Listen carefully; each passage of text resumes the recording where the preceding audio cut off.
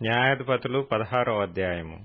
తరువాత సంసోను గాజాకు వెళ్లి వేశ్యనొకతిని చూచి ఆమె యొద్ద చేరెను. సంసోను అక్కడికి వచ్చినని గాజావారికి తెలిసినప్పుడు వారు మాటు పెట్టి రేపు తెల్లవారిన తరువాత అతని చంపుదుమనుకొని పట్టణపు ద్వారమునొద్ద ఆ రాత్రి అంతయు పొంచియుండిరి. సంసోను మధ్యరాత్రి వరకు పండుకొని మధ్యరాత్రి లేచి పట్టణపు తలుపులను వాటి 2 ద్వారబంధములను పట్టుకొని వాటి అడ్డకర్రతోటి వాటిని ఊడబెరికి తన భుజముల మీద పెట్టుకొని హెబ్రోనునకు ఎదురుగానున్న కొండ కొనకు వాటిని తీసుకొని పోయెను. పిమ్మట అతడు షోరేకు లోయలోనున్న దెలీలా అను స్త్రీని మోహింపగా ఫిలిష్తీయుల సర్దారులు ఆమె యొద్దకు వచ్చి ఆమెతో, నీవు అతని లాలన చేసి అతని గొప్ప బలము దేనిలోనున్నదో మేమేలాగో అతని గెలవవచ్చునో తెలుసుకొనుము.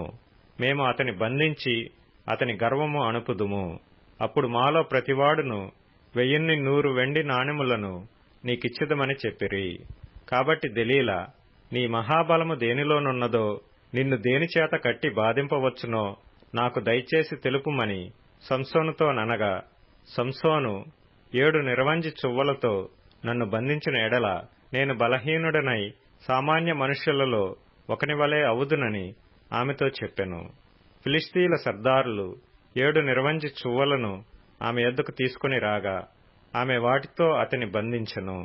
మాటున నుండి వారు ఆమెతో అంతఃపురములో దిగియుండిరి గనుక ఆమె సంసోను, ఫిలిష్తీయులు నీ మీద పడుచున్నారని అతనితో అనగా అతడు అగ్ని తగిలిన నూలు రీతిగా ఆ తడపలను తెంపిన గనుక అతని బలము తెలియబడలేదు.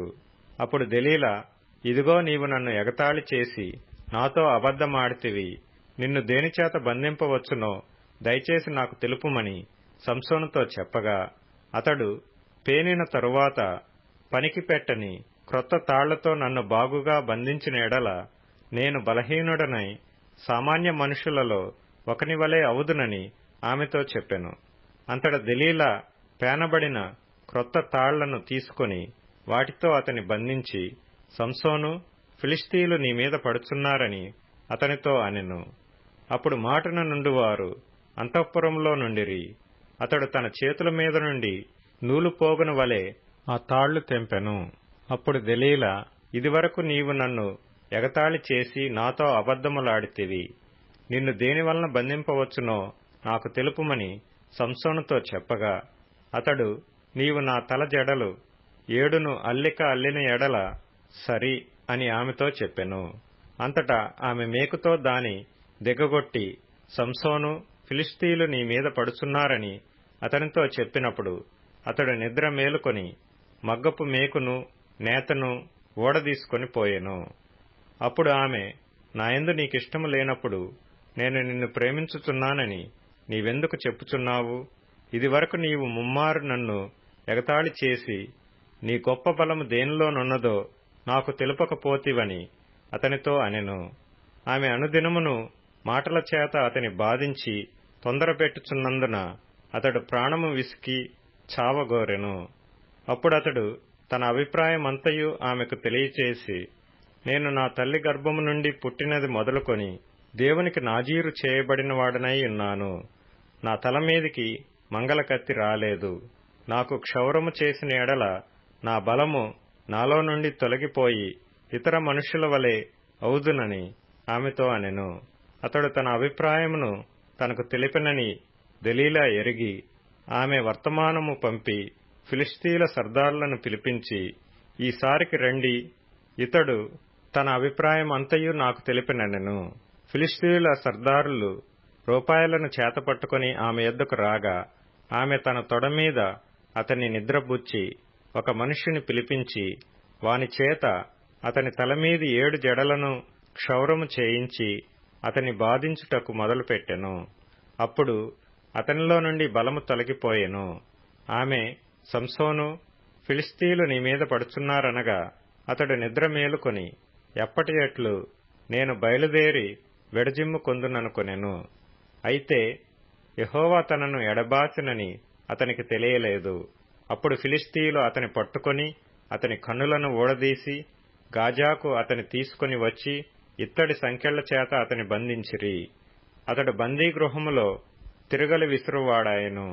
అయితే అతడు క్షౌరము చేయబడిన తరువాత అతని తల వెంట్రుకలు తిరిగి మొలుచుటకు మొదలుపెట్టెను.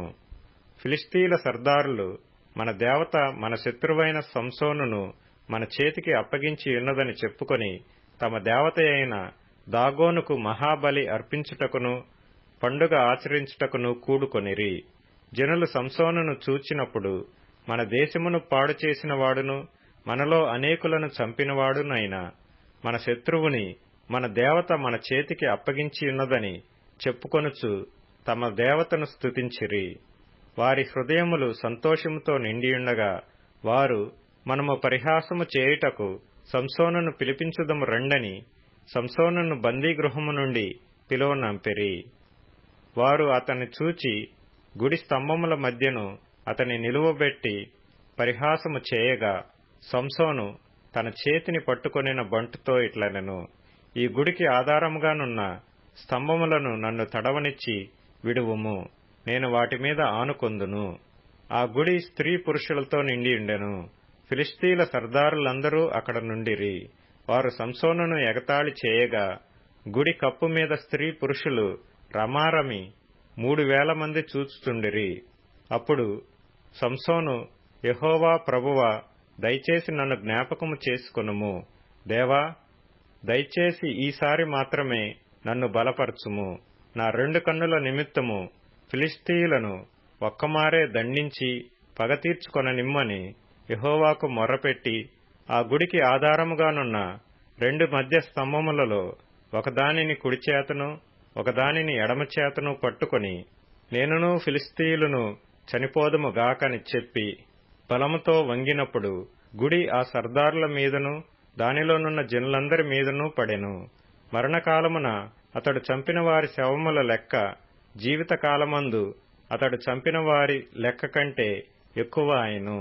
అప్పుడు అతని స్వదేశ జనులను అతని తండ్రి ఇంటి వారందరూ కూడి అతనిని మోసుకొని వచ్చి జొర్యాకును ఎష్తాయోలుకును మధ్యనున్న అతని తండ్రి అయిన మానోహ సమాధిలో అతని పాతిపెట్టిరి. అతడు 20 సంవత్సరములు ఇశ్రాయేలీలకు అధిపతిగా నుండెను.